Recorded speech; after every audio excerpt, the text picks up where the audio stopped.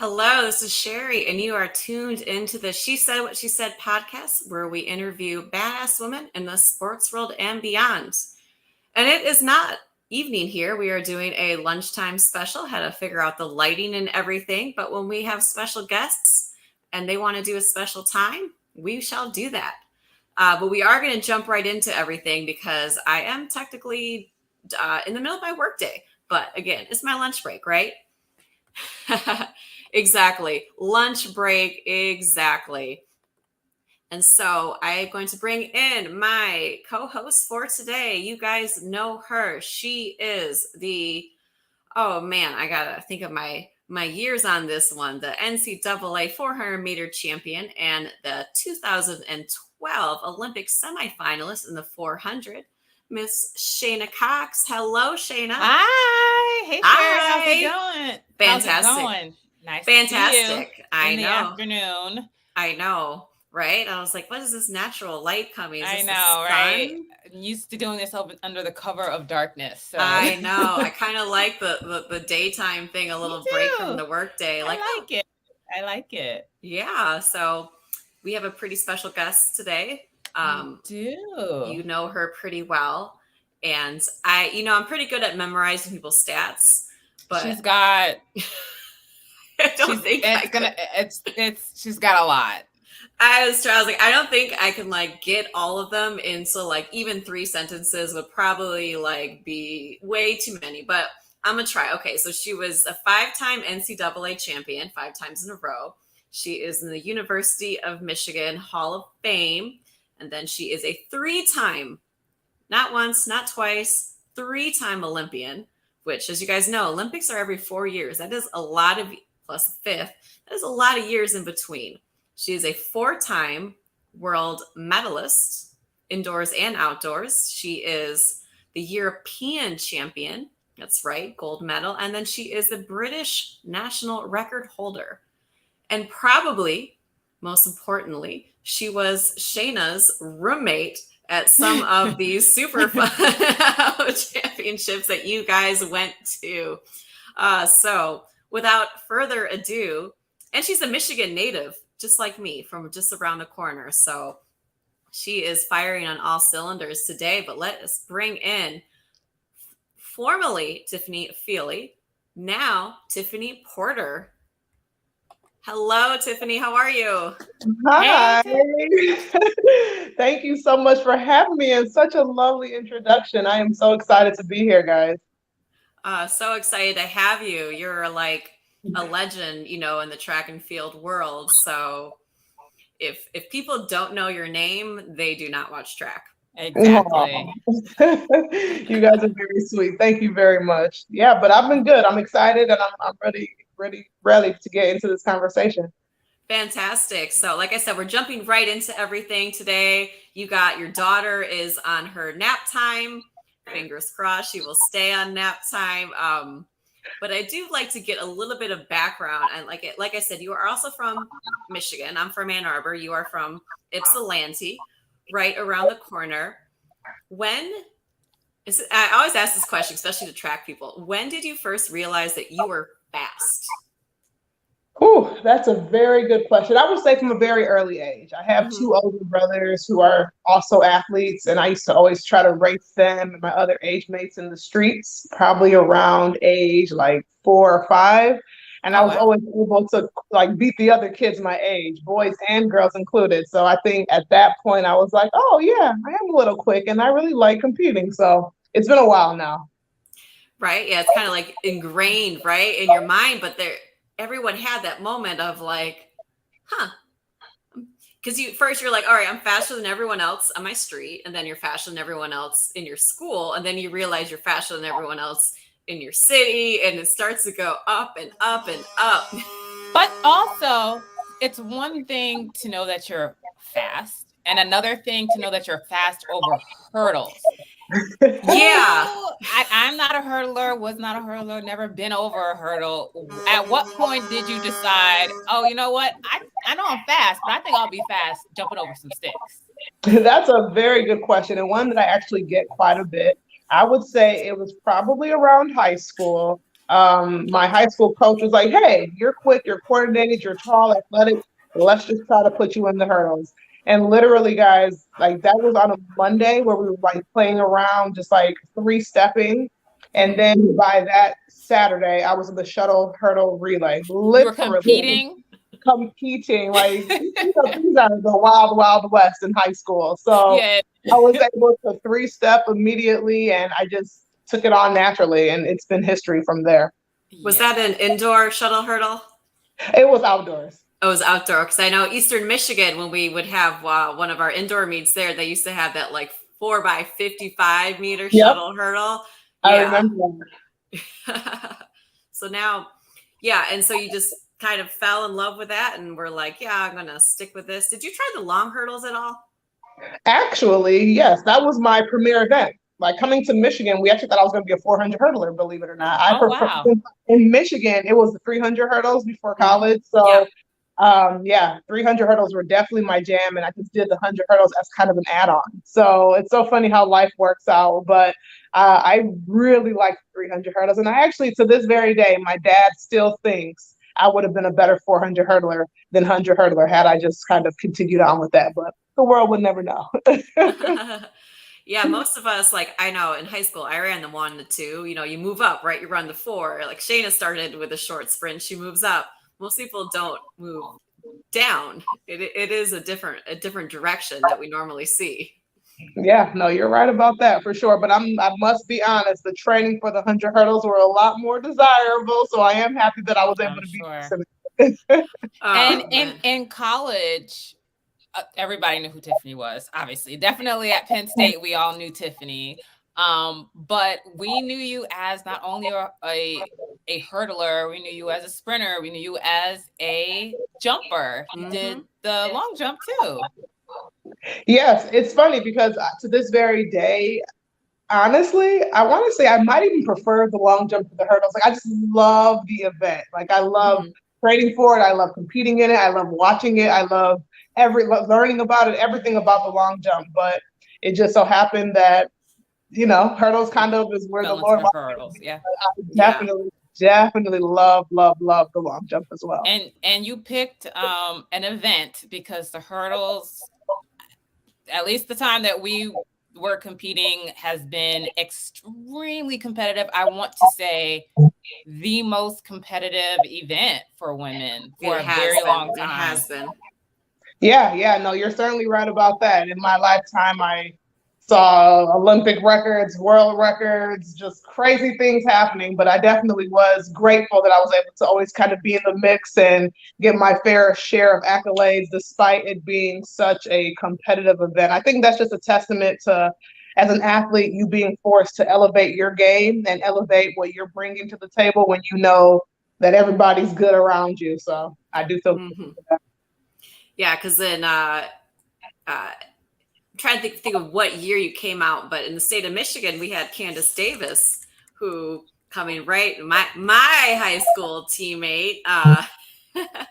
And so it was like, even just to think about like how many miles apart was our school, like to have our high schools to have two. I mean, she has a world indoor silver as well, 2 world medalists just coming out of this one small little area of Michigan. And then, like you going on to University of Michigan, and then kept going, and then breaking the British national record, which I believe still stands to this day. Your sister has not broken it yet. Yes, you are so right. Candace was a legend in her own right. She was 2 years older than me. 2 years, okay, Yep, USC, and even to this very day, we're like super cool. In fact, she coaches now at the high school level, and she gives back. So I actually donated a lot of stuff to her girl before I moved here down to Cincinnati. So yes, Candace definitely showed a lot of us, I guess, youngsters, even though we're only 2 years apart, what could be done and just how great she was. So that definitely helped in my success as well, to see somebody else doing such great things so nearby. Yeah, she was like my little sister. But yeah, she has not been on the podcast yet, but don't worry, she shall. We'll make sure everyone. Yeah, and so, but I did also want to talk about your sister, right? But your sister is 6 years younger. Yep, 6.5. Yep. 6.5. So, God, like, what is that like to have a younger sister that is literally following in your footsteps? Hey, Frank, like, was it ever like annoying? Was it pesty? Was it like nice having a mini me? All of the above? That's a really good question. So it's funny because when we were younger, that 6.5 year age gap felt massive. Like it just, we never went to middle school, elementary school, high school, college. There was never any overlap. So it was always just like, baby sis, baby sis. And honestly, it's like with every passing year, the gap felt a tiny bit smaller, tiny bit smaller. It wasn't until 2015 when she officially had joined the British team and was like her last year of eligibility at the University of Michigan and coming to her own and just like killing it on the track. She literally broke all of my records at the University of Michigan. But it wasn't until that period when I was like, oh, you're kind of funny. Oh, like more so as like a colleague and like somebody I can relate to more so than my little sister. And then from there, it's literally, we've been like inseparable since. So I would say 2015 was that pivotal moment when she joined the team. We were like rooming together while we were in Amsterdam, and we were rooming together at the Beijing World Championships. And just at that point, I was like, okay, yeah, this is really cool. And I will say, having her come on the team, kind of as I was like, very deep in like my career, definitely helped me to see track with like those fresh eyes, because she would be so excited about going down to the cafeteria or so excited about going to training camp. And I was just like, like we've been there, done that, but it was definitely good to see that perspective. So that was really, really cool having her on board.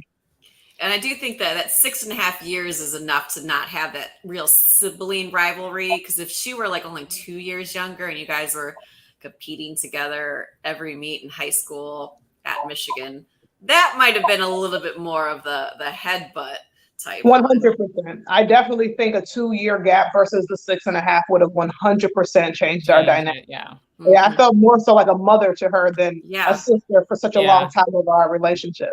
Yeah.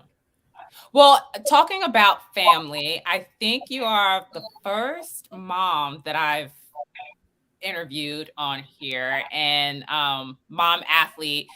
And, there's just been so much more that we've been seeing about women who are balancing motherhood and being an athlete, and the fact that being a mom doesn't mean your career is over. Like, you still get to decide when your career is over. Talk to us about that, even just thinking about family planning and then actually deciding to start a family right while you were still in the thick of competing professionally. Yes, that is a fantastic question, and actually a topic that's very dear to my heart. But in 2016, after the Olympics, my husband and I said, okay, let's start thinking about expanding our family. And that before then, it had always been in the back of my mind. I always knew I wanted to be a mom. And, it's uncharted territory because you're not quite sure how you're going to respond to pregnancy, how you're going to respond postpartum, how everything is going to change, just like life dynamics, relationships, all that stuff. So at that point, I went into my pregnancy with in the back of my mind thinking, you know what? I was very grateful with what I achieved in my career. And if I didn't get back to world-class fitness, I would be okay with it. I also didn't announce a retirement because also in the back of my mind, I was like, let's keep the door open in case things kind of do progress well. So I think having that very low pressure mindset going into my pregnancy just helped me to, first of all, enjoy it without anybody asking me any questions, but more so just in the postpartum phase to really just go at it with a different perspective. I was like, anything that I achieve at this point is icing on the cake. And then I think I mentioned before, like, I just believe representation matters on so many levels. Seeing people like Allyson Felix and Nia Ali and Shelly Ann Fraser-Price, and the list goes on and on and on. Serena Williams, all these women coming back after pregnancy and performing so well, and sometimes even better than they did before pregnancy, definitely was a huge motivator for me and just an eye-opener and an inspiration. So it was a long, arduous process. I think having my husband on board as my greatest supporter, my husband, my coach, my child's father, just all wrapped in one. He had an extra special vested interest in helping me to get back to world-class fitness. But yeah, definitely. During my pregnancy, I gained 55 pounds. Like I went in on the food. I really enjoyed my Yay, I pregnancy. approve. So just even having to and I was breastfeeding my daughter, so I couldn't go on like these crash diets. So having to maneuver, weight loss, healthy eating, training, pelvic changes, all of that Just stuff that a comes lot of along with stuff. it. Yeah. It definitely was a process, but just I'm so grateful I was able to come back, compete at another Olympic Games, get another British title, get a European medal. It was just like Amazing. such Amazing. a blessing. Yeah. And Thank you. one of the things you talk about your husband and just having him on board, one of the things that you do talk about is, having a good team around you, and not kind of doing it by yourself. So I'm curious when you think about your team, who is your team? Is it family? Is it friends? Is it agents? Like, who is your team? That is a very good question. My team consisted of my husband slash coach, so Jeff, my sister slash training partner that we talked about, because she also in her own, really incredible journey was coming off of the back of an Achilles injury. So just, working through all that with her as well was super helpful for that accountability. And then I have my cousin slash nanny Jordan, who came and was here helping us out with childcare and just being a support system in that way. I had my mother-in-law, my family, like my mom, my dad, my massage therapist that I had been using since college because I was still training in Ann Arbor, which is where I went to school, obviously. And then, the list goes on. I had my same agent from Global Athletics. Shout out to Mark Wetmore. He's the GOAT. Right. You also were managed by him. So yes, the team, and then just mentors and like old training partners that I had along the way. Even people who don't even know the type of support that they're given behind closed doors, that is just helping to give you the inspiration and the encouragement to keep going. It literally takes a village. So I just was so grateful for my team. Yeah. How did it come to be decided that your husband was going to be your coach? Because that's a huge, that can be a huge strain on a marriage. And that's a huge change in your routine too, right? I mean, you've had your other coaches to not only switch a coach, but to switch to your husband. And practice is not over when you leave the track. Man. It's never 100%. Over. This is a very good question. And actually, I dedicated a whole blog to it. So for those of you who don't know, I do have a blog on tiffofeely.com where I cover a vast array of topics. And this had a dedicated blog post because I do get the question so much. But in 2016, after the Olympics, kind of as athletes, we kind of go in cycles. So I knew I was kind of ready for a change. I was kind of tired from, being based overseas and doing the long distance thing. So I knew I wanted to move back to Michigan.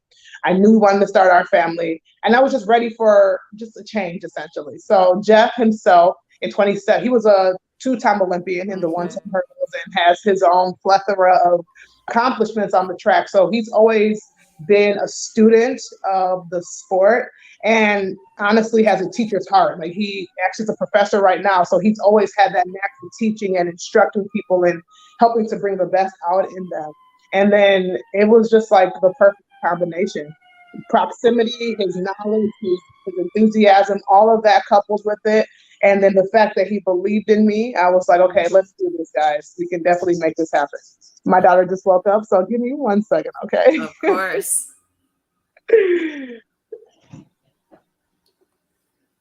Let her go take care of the little baby for a minute. Uh-oh. Shayna, did you freeze too? Shayna did. Hey, it's just me for a quick sec. We'll let them come back.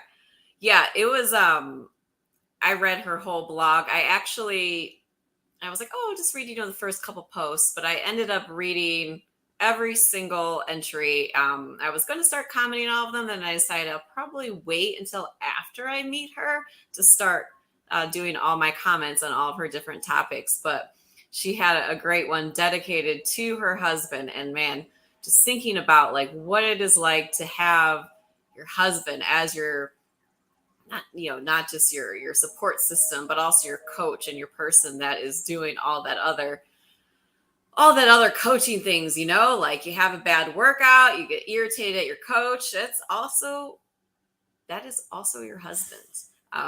But obviously she had a lot of success doing that. They also had great facilities in Michigan. For people that aren't in the track community, the University of Michigan built a beautiful indoor track. And I was commenting on your blog and the fact that, going back to Michigan, you had a great place to train, that new track and field facility at Michigan.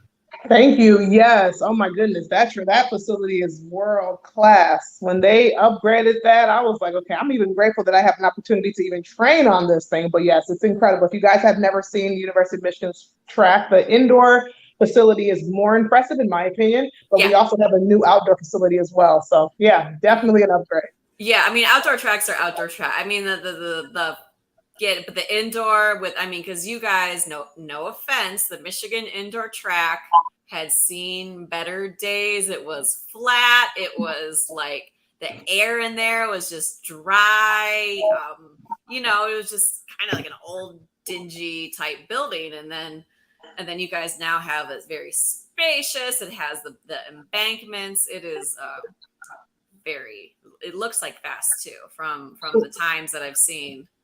It certainly is. And yes, Sherry, you are so right. We were due for an upgrade. So no, I agree. For all those high school meets, we ran on that. And honestly, part of the reason why I went to Penn State was like, I saw they put the hydraulics up, in that facility. And I was like, I can't imagine like ever running on like a flat indoor track ever again.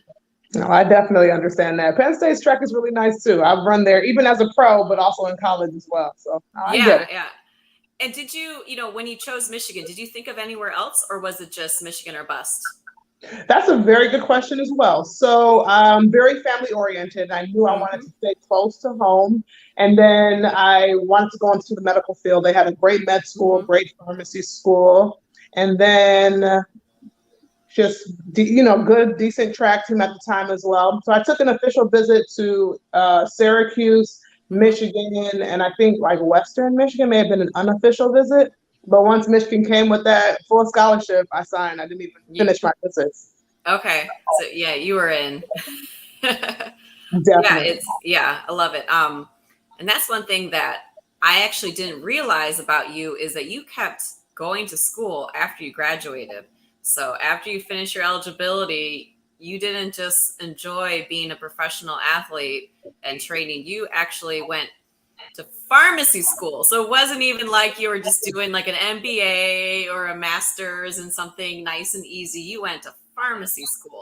Talk about that balance. Yeah, that was definitely a very difficult point in my life. Now, I had always been a student athlete, so the whole juggling track and school thing wasn't necessarily new to me, but to now do it to like the highest level simultaneously, that was definitely an adjustment. So I was 2009 was my last year of eligibility, but it was my first year of pharmacy school. So I wanted to use as much of my scholarship to pay for as much of pharmacy school as I could. I was very strategic with how I planned things out, but definitely, being in such a rigorous program while also now being a professional athlete competing against literally the best in the world definitely took a lot of adjustment, and it was a steep learning curve, but it all worked out in the end.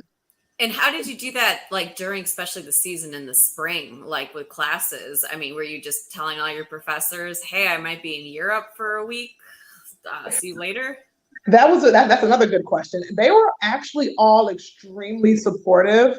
And back then, the way our curriculum was set up, we actually had summers off. So it worked out perfectly. Now they've changed it now where, especially in your third and fourth year, I think you're essentially going, definitely fourth year, going to school all year round. So it would have been a little bit more tricky had I tried to do it now. But it was honestly just like perfect timing. Like the season would, start like in earnest in like May, and then our semester would be over, and then it would just always work out. I mean, there was one time, I'm going to say 2014, where I went to the indoor world championships. I actually got a medal at that champs, and I had to like miss like 5 or 6 days of class. But my preceptor, my professor, he was just so accommodating. So it definitely was really, really good to have that support to allow me to do it. Mm-hmm. And I read your whole, when you stepped away, I was saying, I read your whole blog actually in one sitting. I was going to just read a couple, but I ended up reading the whole thing. And you're a phenomenal writer. When you were talking about having the Nigerian parents and pushing you guys into medicine, that one made me laugh. I have adopted Nigerian parents, and they're definitely that way, but they were flying back once from Nigeria to the States, and a woman actually had a baby on the flight, and they asked, "Is there a doctor on the board?" There were definitely multiple doctors on board from Nigeria back. I think there was even an OBGYN. Like, they had a whole choice. Absolutely. Even to this very day, my dad jokes like, you're still going to med school. I'm just like, ha ha ha, Dad, seriously. But yes, it's just so cultural. Yeah, it really is. So, you had. Oh, Shana, were you going to ask something?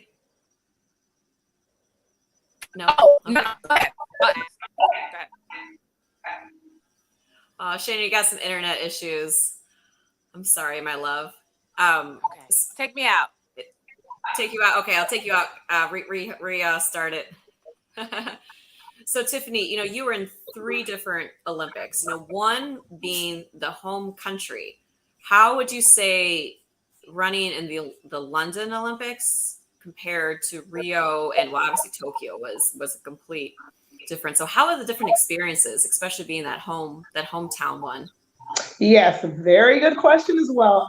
That one for me was tough, and I still kind of consider that Olympic Games bittersweet because I was actually hurt going into the Olympic Games. Like, I had a back injury, so I was not fit. I wasn't, kind of firing on all cylinders, if you will. So I just remember, despite it being a home Olympics and despite it being my first time and all these exciting things happening, I definitely felt this just like cloud of frustration that overshadowed the experience because of the injury. So that was unique. And then Rio was really cool because my husband was actually in London as well. But Rio was cool because my husband was there, my sister was there. I made the final at that champs. It was just a really, really cool experience. And then Tokyo, that one was unique. Obviously, we didn't have spectators. We were trying to, work within the parameters of all of these restrictions with COVID and all of that.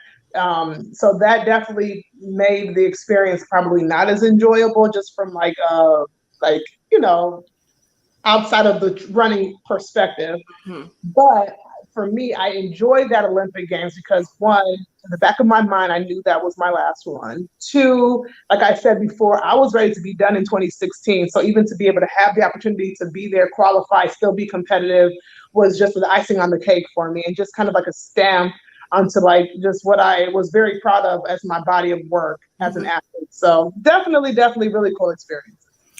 But because of COVID protocol, you had to leave your daughter at home, correct? For Tokyo? Yes. That was the first time I ever left her. And it was so, for an extended period of time. I had left like a day. Like doing meets and stuff. But yeah, that was really tough. But shout out to my in-laws in New Jersey. They were incredible. Oh my goodness. In fact, my daughter probably had the best time of her life. Like, they went to parks, they went to amusement parks, they went to birthday parties. They literally had something planned every single day. And she was obsessed with my brother-in-law, Joe, who was my husband's twin, almost like, oh, this is just like daddy. Looks just like dad. Exactly. She had her second birthday party there. She had a great time. So despite the fact that I was sad initially, those 2.5 weeks did fly by, and now we look at it as just like, oh, that was fine, And just being at the Olympic Games, I know how much of a role the crowd plays. It has like almost its own personality. It's like this living, breathing thing, and then not to have that in Tokyo, not to have it in Tokyo. Tell me, like, how do you, like, tell me the comparison between those two. What was it like? Like, did you still get that same, like, Olympic feeling competing? I think for me, because I had experienced it before, the complete opposite side of the spectrum, where in London they were going, like the fans were incredible, and being a British athlete, they were even more incredible. So it's kind of having experienced that level of just energy that you get from the crowd to literally the opposite end of the spectrum when there's nobody in the crowd definitely was a stark contrast. I think somebody who, if it were their first time, like the actual Olympic committee and federations did a good job in still making us excited about it. So I think for me, just because I had experienced literally just the complete opposite, it definitely did feel a little bit like a bummer, to be honest with you. I mean, you mentioned like they bring their own level of enjoyment to the experience. But for me, I was operating in such a level of gratitude that it didn't even matter. I was happy that I was even there. I was happy that they were going off. I was just so much excitement that I didn't feel like I lost too much in that sense. Right. Would you say the extra year helped you? Yes. Because you would have been only 1 year postpartum if it were 2020. Yes. And I actually ran my first outdoor race literally on my daughter's first birthday. Mm-hmm. So I definitely think I could have still been competitive, but no, not nearly as competitive as I was the following year with an extra year of training and just, everything under my belt, and my sister as well, because she also, like I mentioned, had what some considered a career-ending injury, to then go on and have like the best year of her life. So my husband literally always says that extra year, obviously with the devastation of COVID, we're kind of not talking about that, but just from like an athletic perspective, was good to us basically. Yeah, absolutely. And so I had asked Shayna this question. I put her on the spot. So I'm going to ask you the same question. Now I'm going to put you on the spot. Out of all the medals that you have won, which one would you say, like, you can only save one? Which one would you take with you? Goodness, that is so hard. Oh my goodness. Can I give you 1 and 1.5? You can. Okay. I'll take it. I would say probably my world championship medal in 2013 in Moscow. Simply because, number one, it's an outdoor world championship medal. Also, it was coming off of the back of the disappointment from the 2012 Olympic Games that I mentioned, with that bittersweet feeling and the injury. So for me to come back the next year and not only prove to, I guess, naysayers, more importantly to myself, that I was a fighter and that I was one of the best hurdlers in the world, I think that is a moment that will forever stick with me. So I would probably say that one. And then a very close second would be my European medal that I earned after having my daughter, because that was a huge icing on the cake. So many people had written me off as being done. Even me, I wasn't sure if I was going to come back, and to be able to do that and then to medal alongside my sister with her very unique journey, that was also a special moment. And one of the things I kind of going along with favorites that I always wanted to know, that I would like to know from people, is what is your favorite venue to compete in? Yeah. The Diamond League takes you to a lot of awesome places. And then, some people love competing at home. Some people, it's Penn Relays. Some people say Penn Relays. Some people, it's the Olympic Stadium, the Bird's Nest. What is it for you? Man, that is really hard. Like you mentioned, I've been to so many incredible stadiums and so many incredible meets and champs. I would say one that I really, really, really enjoyed was Monaco. Not only because the actual track is fast and it's always warm and the fans are incredible, but the actual city itself is like something out of a fairy tale. Like, that's a different level of money out there. So I would probably say, and I ran a PB there as well. So anytime you perform somewhere, it always has that special symbol to you as well. So probably Monaco if I had to choose one. Okay. Where did you set the British record at?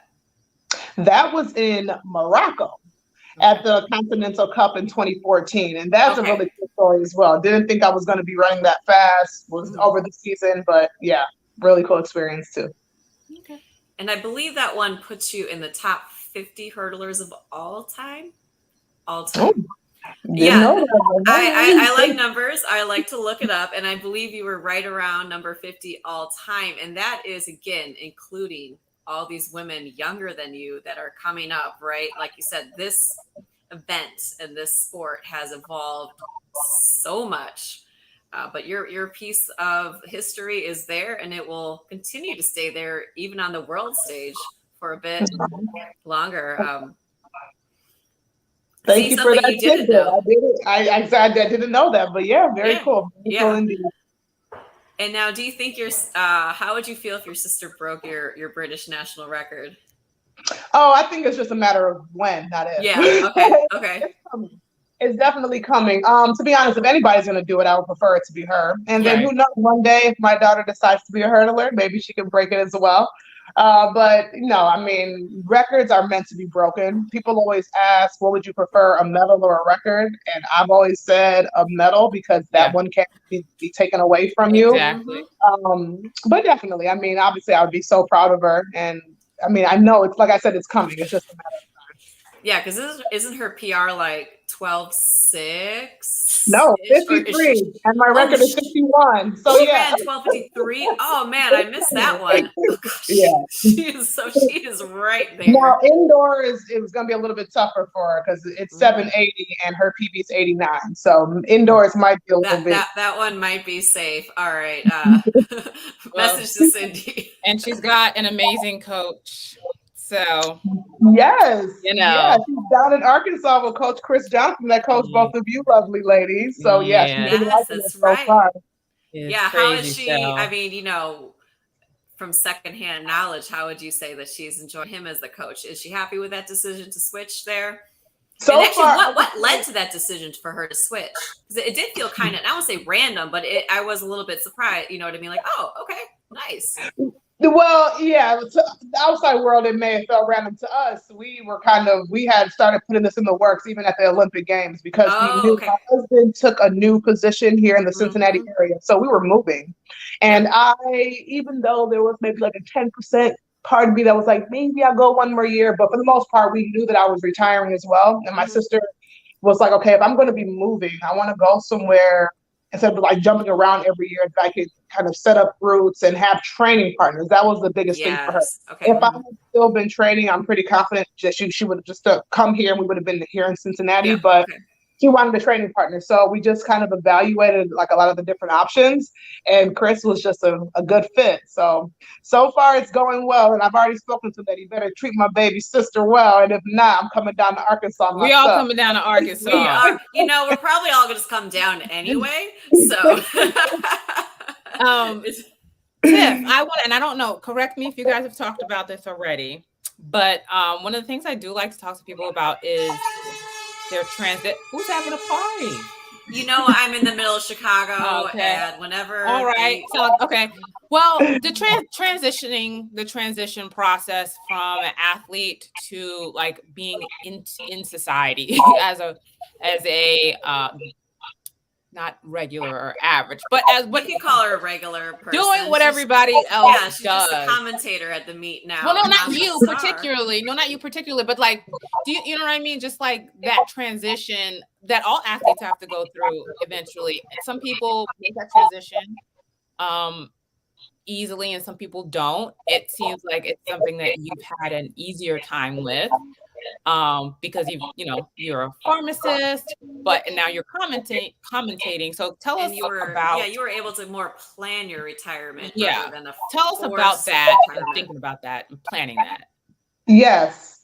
So I actually dedicated several blogs to this topic because I am very passionate about that. So check out tiffopheely.com to read about those. But for me, I think, like you mentioned, a big part of it was that I kind of always had it in the back of my mind as like just a motivator while I was an athlete, that this is limited. I'm not going to be an athlete forever. So what am I doing now to set myself up to leverage these, finances and connections and knowledge and experience, all the things that we get as an athlete to set me up now once I retire. So I think that was always in the back of my mind. So I was just always thinking, like I mentioned to Sherry, kind of when you stepped out, when I was coordinating pharmacy school and track, like, for instance, I use the majority of my scholarship at Michigan to pay for pharmacy school. And then once I got my contract, I used that to pay for like the remaining of pharmacy school. So just all these things that I knew, like I had to just set myself up. I didn't want to be that cautionary tale of somebody who had this lucrative contract and all the success on the track, and then they retire either by force or just by choice, and they don't know what they want to do afterwards. Or to retire and feel like I have nothing else to do, I'm coming back, and maybe force something that's not meant to be there any longer. So to answer your question, I was always tapping into my other interests. So as much as I loved track, I am very passionate about being a pharmacist and serving in that way as well.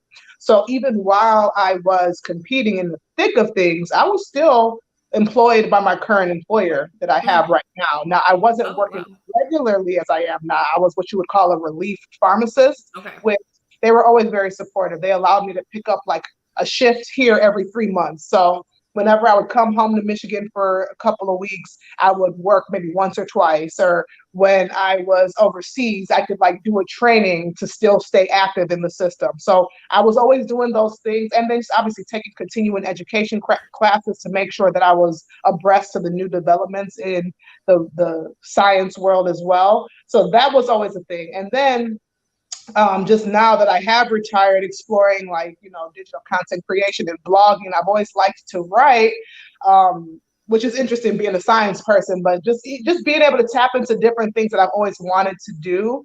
And just knowing that just because I was an athlete for so long doesn't mean that I have to be placed into that box. So I never quite always put all of my identity into only being an athlete. I was always a wife, I was always a pharmacist, I was always a Christian, always a daughter, always, just all these different things that kind of contributed to who I was. And just having that mindset while I was an athlete definitely helped me set things up.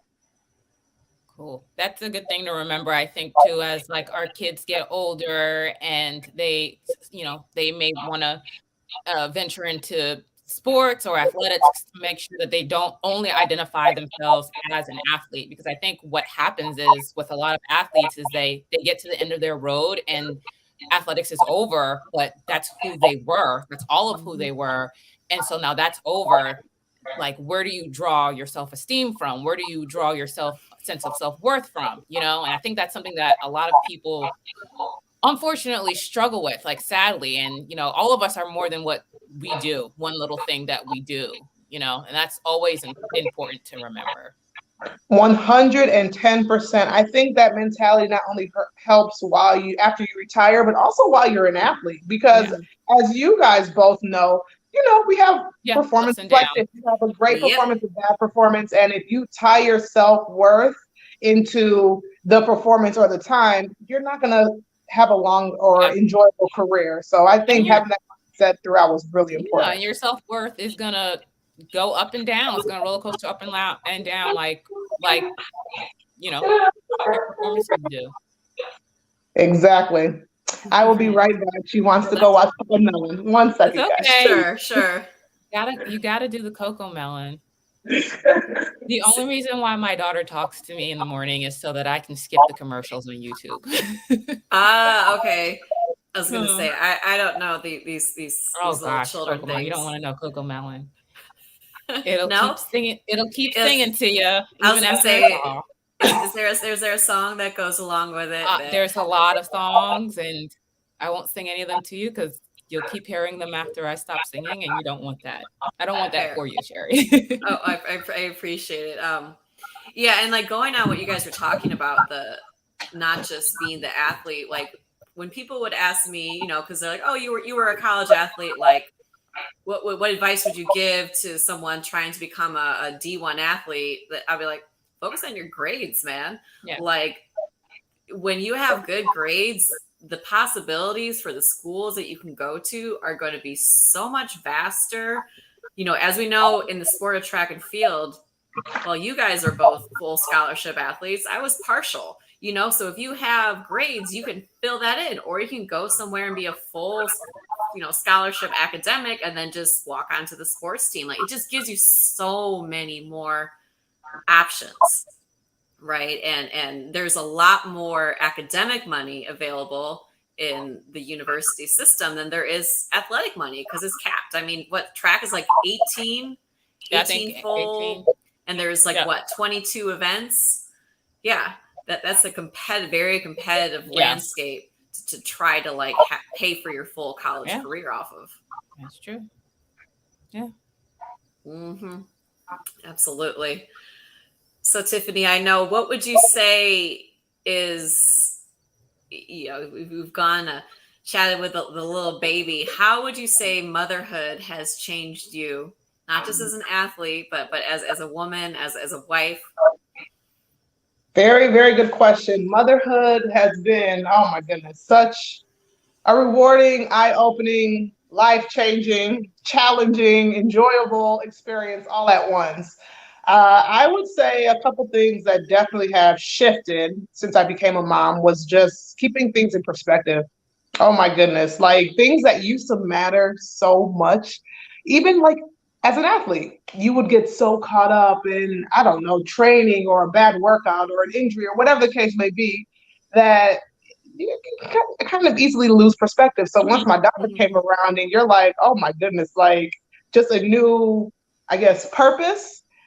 Now just seeing like her and watching her grow and like just watching her go from like an infant to now an almost 3-year-old, it just has helped shift my perspective. I would say that would be like one thing, because that can kind of encompass all the facets of my life, not only on the track, but even in the pharmacy and how I interact with people, my compassion, just all those things. So yeah, she definitely has grounded me and just made me see the world in a very, very different way. So it's been great. And not just the songs that you learned because of her, not that just Shayna the says she Cocomelon loves. songs. Oh my goodness, I hate the Cocomelon songs. Oh my gosh. I told you, Sherry. What we're gonna ask Shayna? Oh no, I was agreeing with her, but I was also saying, yeah, it just gives you like a motherhood gives you a great perspective. It's very humbling. Gives you a great perspective. And just, even seeing, things we take for granted. We walk everywhere we go, but seeing somebody take their first step, we talk all day. We've said hundreds of words today, but hearing somebody say their first word, just kind of allows you to sit back and, really be appreciative and be present. Yeah. 110%. I would also say I just feel very fortunate for my husband, who's been an incredible father, and just watching him come into his own as a father and kind of seeing that transition. And their relationship is, when I tell you that girl is a daddy's girl, like when daddy is around, forget like nothing else matters. So just seeing their bond and seeing her interact with him and him interact with her, that has been awesome as well. One thing I did read on your blog, where you're very open about many of the struggles you've had, the journeys, the future things.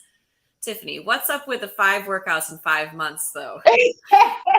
Listen, I was just keeping it real, Sherry, because I think authenticity is key. I'm right there behind you, girl. Man, it has been such a change, and honestly, even like we have an in-home gym. Like my husband, he works out regularly. My cousin / nanny, she works out. I would like literally like to come downstairs. And then next thing I know, I'm watching an episode on Netflix. Like, you deserve it. You deserve you deserve time off. You deserve it. Man, you guys, it's like the complete opposite end of the spectrum, though. Seriously, Tiff, I think a big part of it for me is the fact that I haven't been forced to buy any new clothes yet, because I am still staying on top of my diet. So I think the minute where it's like, that might be my motivator. But right now, y'all, I'm just keeping it real. It's been tough. I remember, and I usually tell stories on here, but Tiffany was here in North Carolina a couple years ago.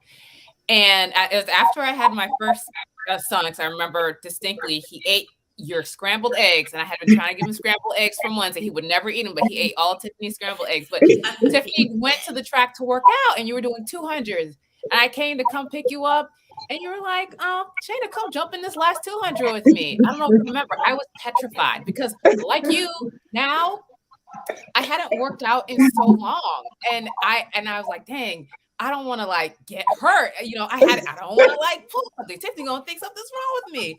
I was scared to death. I don't know if you know, but I was praying to God every step around that track. Because again, I work out in 5 months. I had worked out less than that. So I understand exactly where you're at. I was scared.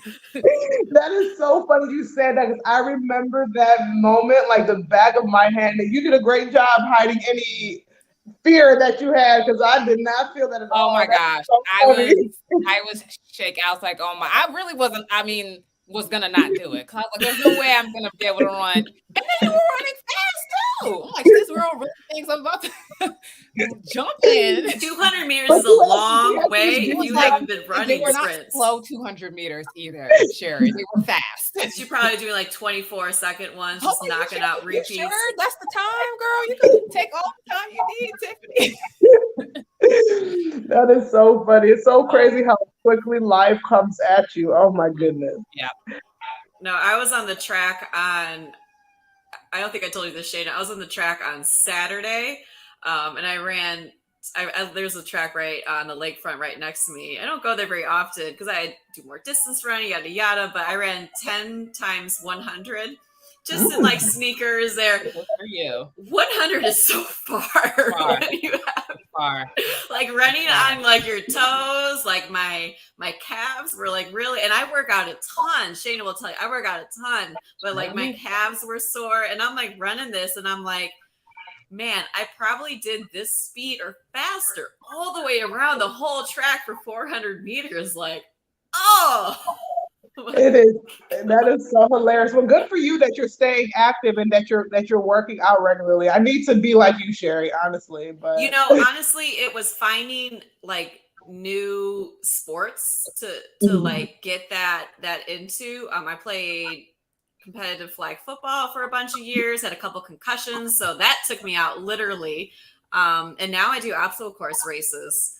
And so it was just something completely different. Like I'm not bad at distance running. I don't mind distance running, but like it's boring, right? I'm not going to run a marathon, but like I love the fact of like running, and then you climb over something, and then you run, and then you carry something, then you run, and then you do some monkey bars, and so from that I've been like working out like a ninja gym. I go rock climbing, but it's like completely different skill. And for me, that's what really helped me get motivated, was finding something to train for, right? We're athletes, we're competitors, but it was like, I'm not going to run 400s.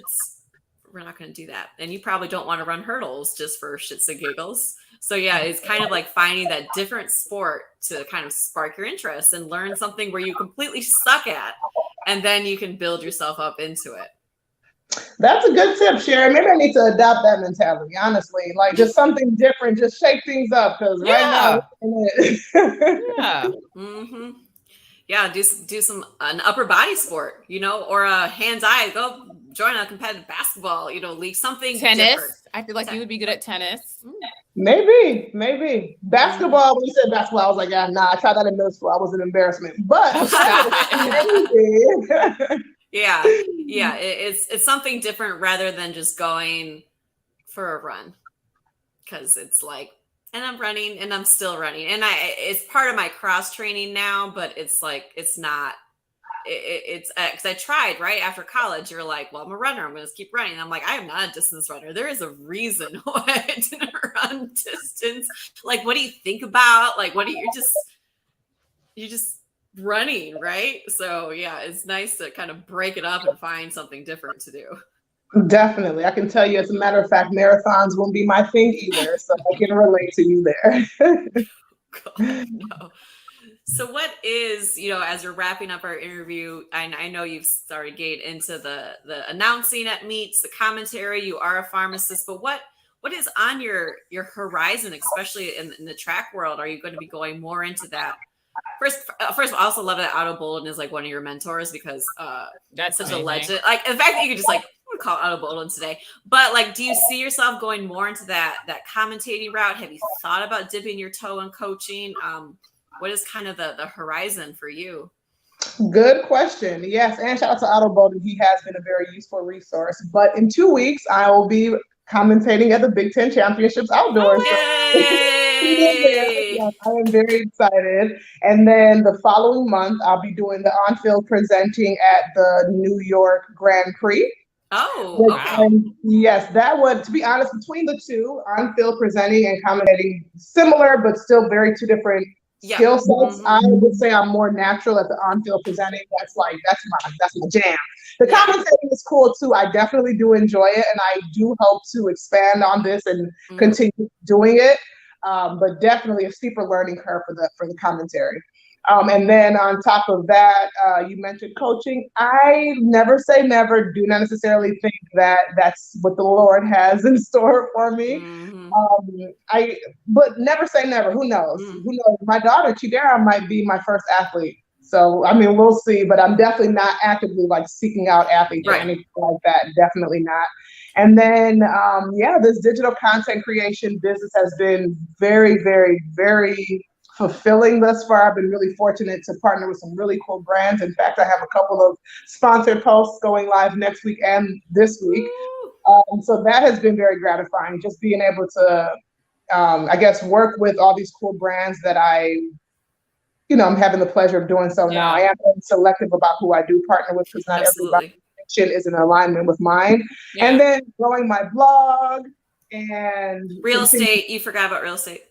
Yes, real estate. I always tend to forget about that now just because it's more passive than it was. Definitely in Michigan, I was actually actively managing 4 apartments in like the area that I lived in. But now that we've moved, I have a property management company doing it. So I just, after they take their cut, they send me a check. So it is more passive, but who knows? I might grow that business here in the Cincinnati area as well. We'll see. So we'll see. I mean, I'm just kind of keeping my options open and just being open to wherever God leads me.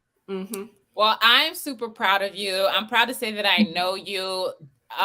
Probably my favorite person that I have met. Well, definitely like my favorite person that I have met in the professional world of track and field. Like our relationship, I feel like has been so like fulfilling and so inspiring. And you've been inspiring me, even though I'm older than you, since I've known you. Since I've known you running in Michigan, running at Michigan, and professionally, just like your plate is not, it just keeps getting bigger. You don't take stuff off of your plate. You just put more stuff on it and you get a bigger plate.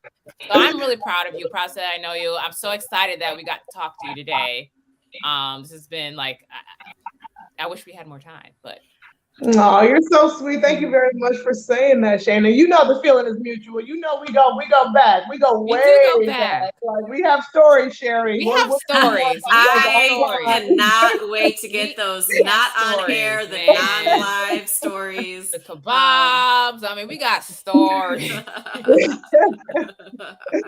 But thank you so much for having me, guys. Yeah, of course. And I've been following your career since it was like, who's this young person trying to run against Candace, right? It was so to see you come from Ypsilanti and be on the world stage for 15 years, that is just it's so impressive. I hope we get to meet in person one of these days. And then you can tell me all of the tea on Shayna. And although, I mean, look, I got Shayna stories too. So yeah, I'm sure Tiffany got a lot too. Poor thing. But yes, we appreciate you so much. Thank you, Tiff. And go and enjoy watching your what is it called, Shayna? The cocoa melon. Oh my goodness! Enjoy having some cocoa melon afternoon. Thank you so much, Sherry. Thank you so much for having me, guys. I definitely really appreciate it. Like I said, check me out everywhere, Tiff Ophelia and tiffophelia.com. I appreciate it so much. Thank you. Thanks, You're welcome. Bye. Bye-bye. Oh, that was so wonderful. That was fun. That was so much fun. And like I said, she's such a legend. You know what I mean? Yeah. Like she's pretty amazing. Yeah, I definitely, like I said, I read her whole blog. I wasn't going to be commenting quite yet because I didn't know her like that. But now I'm going to be commenting on everything. You should. Yeah, as we should. And yes, we will be getting together and we will be telling many stories about Tiffany and Shayna time. Yeah. And I can give her a few They'll be interesting. Penn State tidbits as well of Sherry and Shayna time. But thank you also for taking time out of your day. I know we're right at 1 hour, so who would you like to give a shout out to today? Ooh, who am I giving a shout out to? My family. I told you, been very close to them the last few days or weeks. And it's just, my grandmother was actually here. Yes, came straight over from England. And so, and my mom. So shout out to my grandmother for coming all the way over here to see me and her great grandkids, my parents, my family, all that stuff. What about you? Oh man, shouting out to the usual suspects over behind the podcast, all my people that helped me be here. Without, they're not back here right now. I'm doing everything on myself. But look, I wouldn't be here without the people that set all this stuff up. I don't know how to do it. I'm going to shout out to my buddy Leo, who has been helping me with my climbing. I would say I've gone like bouldering, I want to say 6 times now. And I'm now in the intermediate. Yeah, I'm now in You don't look like you've only been 6 times. I know. Oh my gosh. Wow. It's that athlete thing, that whole, like, it's a skill. I want to learn it. I just ordered climbing shoes. Like, I really enjoy doing it. Like, just picking up tips from him. Making me want to go now. Girl, yes, come to Chicago. I went while I was pregnant. Oh, wow. Wow. But yeah, that was really impressive. But yeah, so I'm climbing the V3s now. It is, it feels, I know, I even have like beginners like watching. I'm like, oh, I've only been 6. Don't ask me how long I've been doing this, because it ain't long. You don't look like it. You look good. My mom would say that I've been climbing on things ever since I was a little child. I'm sure you were. I literally was a blind climber, apparently. So if, I just had this instinct, when I see something, I'm like, I wonder if I can climb on it. Yeah. Let me just scurry on over and scurry on up. I think it is. So I'm going to shout out to my buddy Leo, though, because he's been helpful for me to giving me the tips, giving the pointers, and doing my camera work. You wouldn't be able to see those beautiful climbs. Oh, true enough. Never thought about that. Someone has to be behind the camera. It's a little awkward to be asking, "Hey, you take a video of me?" No, and I don't do it myself. So, but on that note, this has been a Chicago Clubhouse Network production.